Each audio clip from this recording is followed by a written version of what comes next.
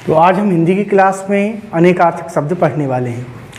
अनेकार्थक शब्द हिंदी की सभी एग्ज़ाम में बहुत इम्पोर्टेंट है ना। अभी तक जो भी टॉपिक हमने कंप्लीट किए थे उसमें वर्ण कंप्लीट हो गए हैं, शब्द कंप्लीट हो गए हैं और शब्दों में हमारा चल रहा है अर्थ के आधार पर शब्द। अर्थ के आधार पर जो शब्द होते हैं वो चार प्रकार के होते हैं, ठीक है। एक होता है अनेकार्थक, ठीक। एक होता है समश्रुति भिन्नार्थक शब्द होते हैं इसमें। एक होता है एकार्थी शब्द यानी कि पर्यायवाची, ठीक है। और जो विपरीतार्थक शब्द होते हैं वो होता है विलोम शब्द। तो चार प्रकार के अर्थ के आधार पर शब्द माने जाते हैं। उसमें से हम पढ़ रहे थे क्या, अनेकार्थक शब्द, ठीक है। तो अनेकार्थक शब्द आज के समय में बहुत ज़्यादा इम्पोर्टेंट हो गए हैं सभी एग्जाम्स के लिए। तो जितने भी एग्ज़ाम होते हैं उसमें अनेकार्थक शब्द की बहुत वैल्यू हो गई है। पहले अनेकार्थक शब्दों को इतना नहीं पूछा जाता था, किसी भी एग्ज़ाम में कोई भी एग्ज़ाम होता था तो अनेकार्थक शब्दों को उतना ज़्यादा एग्ज़ाम में नहीं आते थे। लेकिन अब जो एग्ज़ाम हो रहे हैं जिसमें हिंदी आती है उसमें अनेकार्थक शब्द, समश्रुति भिन्नार्थक शब्द, ठीक है, विपरीतार्थक शब्द, ये सारे शब्द बहुत ज़्यादा आने लगे हैं, है ना। तो उन चीज़ों को हमें पढ़ना बहुत ज़रूरी हो गया है। तो अनेकार्थक शब्द हैं, तो आज हम कुछ अनेकार्थक शब्दों को कंप्लीट करेंगे। हालांकि ये बहुत सारे हैं तो एक वीडियो में कंप्लीट नहीं कर सकते हैं। इनको धीरे धीरे जो भी होंगे इनको सारा अनेकार्थक शब्द, समश्रुति भिन्नार्थक शब्द, विपरीतार्थक शब्द, इनको पूरा लाइन से हम लोग कंप्लीट करने वाले हैं। जितने भी इस प्रकार के शब्द होते हैं पूरी सीरीज इसकी चलेगी, है ना। तो देखते हैं सबसे पहले जो हमारा दिया हुआ है वो दिया हुआ है क्या, आरूढ़। सबसे पहले क्या दिया है, आरूढ़ दिया हुआ है। तो यहाँ पर देखेंगे आरूढ़ का एक अर्थ क्या होता है, लाल, ठीक है।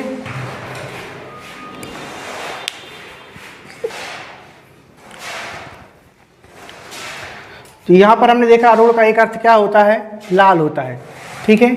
आरूढ़ का दूसरा जो अर्थ होता है वो होता है सूर्य, ठीक। आरूढ़ का जो तीसरा अर्थ होगा वो होगा सूर्य का सारथी। फिर एक अर्थ है इसका प्रभात का सूर्य। तो यहाँ पर हमने देखा जो आरूढ़ के हैं वो कितने अर्थ यहाँ पर बताए गए हैं, ठीक है। एक लाल है, एक सूर्य है, एक सूर्य का सारथी है, एक प्रभात का सूर्य है।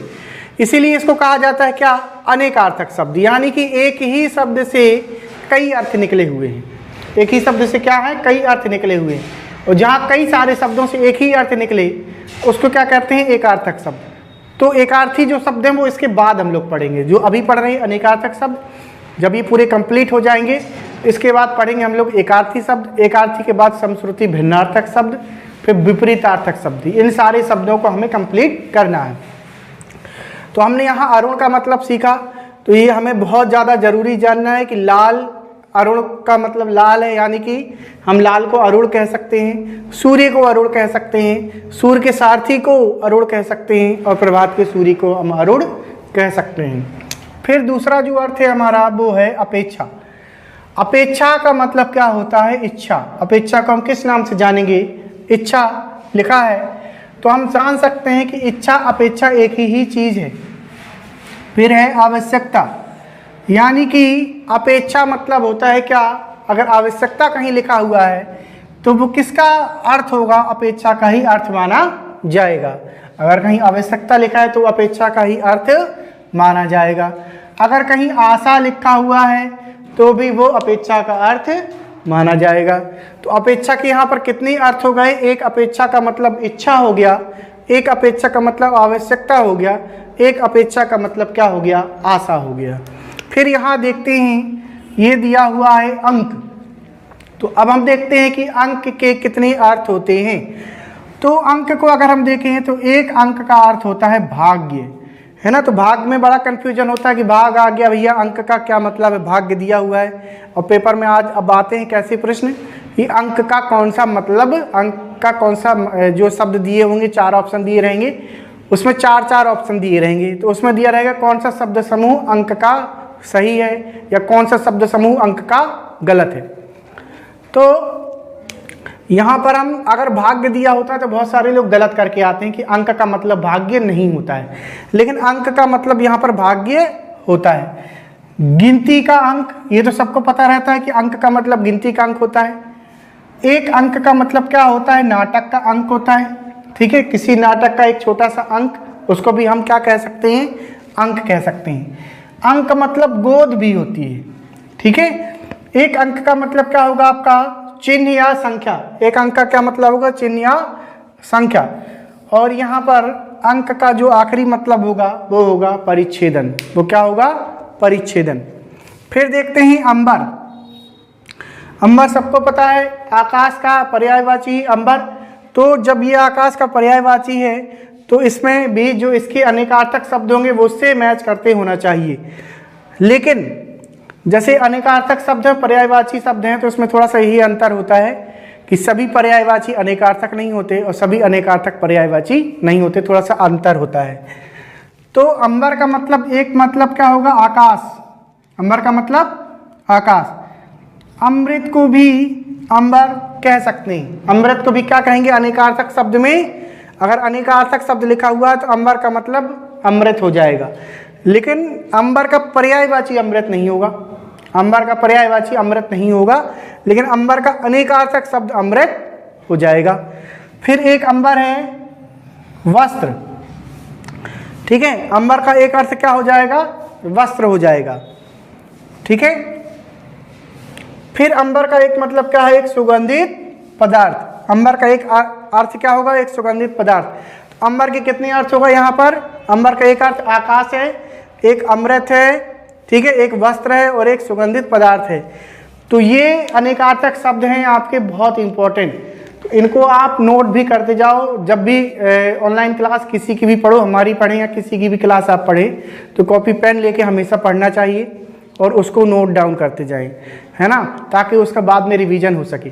क्योंकि क्लास जो आप पढ़ रहे हो, कोई भी क्लास जब पढ़ते हो तो वो केवल 20% होता है, 80% होता है आपका रिवीजन। जब इसके आप नोट्स बना लोगे, इसको दोबारा पढ़ोगे, रिवीजन होगा, तब वो सब्जेक्ट या टॉपिक पूरा तैयार माना जाएगा। फिर देखते हैं आम। आम सबको पता है कि एक फल होता है। तो यहाँ पर एक पहला अर्थ तो इसका यही निकल आएगा कि आम क्या होता है, एक फल होता है। फिर इसका जो दूसरा अर्थ निकल के आएगा वो क्या निकल के आएगा, साधारण। दूसरा अर्थ क्या निकल के आएगा, साधारण निकल के आएगा। तीसरा अर्थ क्या निकल के आएगा, वो निकलेगा विख्यात। तीसरा अर्थ क्या निकले के आएगा इसमें, विख्यात। तो पहला अर्थ निकलेगा आम का फल, दूसरा अर्थ निकलेगा साधारण या विख्यात। ठीक है, फिर एक देखते हैं अंश। तो अंश का अर्थ देखते हैं, अर्थ के अंश के कौन कौन से अर्थ होते हैं। तो एक अंश का अर्थ हो जाएगा अपना हिस्सा, एक अंश का अर्थ होगा कोण या अंश। एक अंश का अर्थ क्या हो जाएगा, कोण या अंश। फिर है किरण। ठीक है, एक अंश का अर्थ हो जाएगा किरण।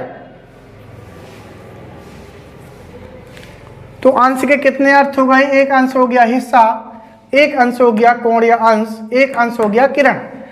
तो ये वाला देखो, अंश का मतलब हिस्सा सबको पता रहता है, अंश का मतलब कोण या सबको पता रहता है, अंश का मतलब किरण, ये अलग है।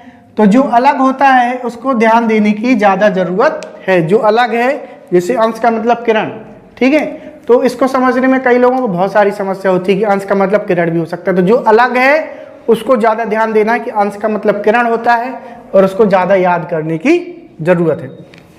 फिर देखते हैं अज। अज सबको पता है कि अज मतलब क्या होता है, बकरा होता है। हम लोग छोटे से भी पढ़ते आए हैं इसको, अज मतलब बकरा या बकरी, हमने जो भी पढ़ा था। लेकिन अज का मतलब ब्रह्मा भी होता है। अज का मतलब क्या होता है, ब्रह्मा। या फिर एक अर्थ इसका क्या होगा, दशरथ का पिता, और एक अर्थ होगा अज का शिव। तो कितने अर्थ होगा यहाँ पर, ब्रह्मा, बकरा, दशरथ का पिता और शिव। ये सब किसके अर्थ हैं, ये अज के अर्थ हैं। ठीक है, तो अज को हम किस किस नाम से जानेंगे, अज के कौन कौन से नाम हो गए, ब्रह्मा, बकरा, दशरथ का पिता और शिव। ये सब अज के अनेकार्थक शब्द हैं। फिर देखते हैं अब्ज। ठीक है, अब्ज का जो पहला अर्थ है वो है चंद्रमा। अब्ज का एक अर्थ क्या निकलता है, चंद्रमा, यानी चंद्रमा का एक पर्यायवाची भी कह सकते हो अब्ज। तो चंद्र का एक अर्थ क्या निकलेगा, अब्ज का क्या अर्थ एक निकलेगा, चंद्रमा। अब्ज का जो दूसरा अर्थ होता है वो होता है कमल। ठीक है, इसका तीसरा अर्थ होगा शंख और चौथा कपूर। तो अब्ज के कितने अर्थ हो गए, एक हो गया चंद्रमा, एक हो गया कमल, एक हो गया शंख, एक हो गया कपूर। तो पेपर में हो सकता है चारों एक साथ किसी ऑप्शन में रख दिए जाएं, या 2 रख दिए जाएं, या 3 रख दिए जाएं, या चारों रख दिए जा सकते हैं। तो याद कर लो इसको कि अब्ज का जो अर्थ होता है वो चंद्रमा होता है, कमल होता है, शंख और कपूर। ठीक है, तो आपको करना क्या है, इसको कॉपी में नोट डाउन करना है और वीडियो में हम इसको आपको याद करवाने की कोशिश कर रहे हैं कि आपको याद भी हो जाए।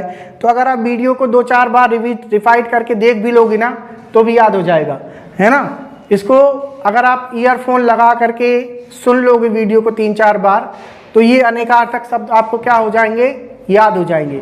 ठीक है, और भी जितने अनेकार्थक शब्द ज़्यादा से ज़्यादा होते हैं वो हम इसको कवर करेंगे। तो अब्ज का अर्थ क्या हो गया, चंद्रमा, कमल, शंख और कपूर। फिर देखते हैं अतिथि। अतिथि के अनेकार्थक शब्द देखते हैं। तो अतिथि के देखो हम देखते हैं, सबसे पहला इसका अर्थ होता है मेहमान। ठीक है, दूसरा अर्थ होता है इसका साधु, तीसरा अर्थ इसका ये क्या होगा, यात्री। फिर है अपरिचित व्यक्ति, फिर क्या होगा, अपरिचित व्यक्ति। फिर है यज्ञ में सोमलता लाने वाला। फिर है एक अतिथि का अर्थ हो जाएगा अग्नि। एक अतिथि का अर्थ होगा राम का पोता, राम का पोता या कुश का बेटा। तो इतने अर्थ हो जाएंगे किसके, अतिथि के। तो यहाँ पर देखो एक बात यहाँ पर इंपॉर्टेंट है, सारे जो भी हमने पढ़े अनेकार्थक शब्द, ठीक है, तो ये हमारी क्लास अनेकार्थक शब्द की अभी स्टार्टिंग है, ये सारे कंप्लीट हम लोग करेंगे। तो इसमें हमें सबसे ज़्यादा ध्यान देने वाली बात ये होती है कि जैसे अतिथि का मेहमान है, ये हमें पता है। अतिथि का साधु बहुत कम लोगों ने सुना होगा, तो इसको इम्पोर्टेंट मान के चलो। ठीक है, यात्री समझ ही जाओगे, अपरिचित व्यक्ति अतिथि होता है ये भी समझ जाओगे। यज्ञ में सोमलता लाने वाला, ये थोड़ा सा समझने में दिक्कत होगी तो इसको इम्पोर्टेंट मान के चलो, क्योंकि सीधा सीधा कोई एग्जामिनर रखने नहीं वाला है। कोई भी एग्जामिनर क्या करेगा, सीधा सीधा नहीं रखेगा, थोड़ा सा वो घुमाएगा। तो अतिथि का मतलब यज्ञ में सोमलता लाने वाला होता है, ये आपको जल्दी समझ में नहीं आएगा, तो इसको इम्पोर्टेंट मान के क्या करना है, इसको याद कर लो। ठीक है, और वीडियो को 3-4 बार देख डालो पूरी, बार बार रिपीट करके, तो ये अपने आप याद हो जाएगा। और एक बार लिख लो, और जो लिख लोगे उसको फिर से एक बार पढ़ लो, लिखने के बाद उसको फिर से पढ़ लो और 3-4 बार वीडियो को देख डालो तो याद हो जाएगा। ठीक है, एक बार में याद नहीं होगा कि आप सोचो कि एक बार वीडियो देख ले फिर रख दो तो याद होगा, नहीं होगा। तो एक अतिथि का मतलब अग्नि भी होता है, ये भी इंपॉर्टेंट है भाई। अतिथि का मतलब अग्नि कम लोगों को समझ पाएंगे, अगर नहीं पढ़ा होगा तो समझ में नहीं आएगा, इसलिए पढ़ना जरूरी है कि अतिथि का मतलब अग्नि भी होता है, यज्ञ में सोमलता लाने वाला भी होता है, अतिथि का मतलब साधु भी होता है। ठीक है, तो एक अतिथि का ये देखो यहाँ पर नया मतलब निकल के आया है, राम का पोता। एक अतिथि का मतलब क्या निकल के आया है, राम का पोता। फिर है कुश का बेटा, तो कुश का बेटा और राम का पोता एक ही चीज है। तो ये हमारी अनेकार्थक शब्द की एक दूसरी श्रृंखला यहाँ पर क्लास कंप्लीट हुई है, और भी इसके जो ज़्यादा से ज़्यादा अनेकार्थक शब्द हैं वो अगली क्लास में हम कंप्लीट करेंगे। और जिसको ऑफलाइन बैच हमारे ज्वाइन करना है, ऑफलाइन क्लास अटेंड कर सकते हो। तो ऑफलाइन का क्लास का पता है न्यू नॉलेज कोचिंग, चौपरा मंदिर रोड पर उत्सव पैलेस के सामने। आप न्यू नॉलेज कोचिंग में एडमिशन चालू हैं, यहाँ पर एडमिशन ले सकते हैं। तो आपके यहाँ जो बैच चल रहे हैं, पुलिस का बैच चल रहा है, और यूपी टेट का बैच चल रहा है, सी टेट का बैच चल रहा है, ठीक है, और सुपर टेट का बैच चल रहा है। तो ये सारे बैच चल रहे हैं, आप किसी भी बैच में आपका एडमिशन यहाँ पर ले सकते हो। और सी टेट का एग्ज़ाम आ गया है, आपको पता है नोटिफिकेशन आ चुका है। तो जो भी बच्चे एडमिशन लेना चाहते हैं वो आकर के एग्ज़ाम या की तैयारी यहाँ पर हमारी ऑफलाइन क्लास में कर सकते हैं। जो ऑनलाइन करना चाहते हैं तो ऑनलाइन यहाँ पर तैयारी कर सकते हैं।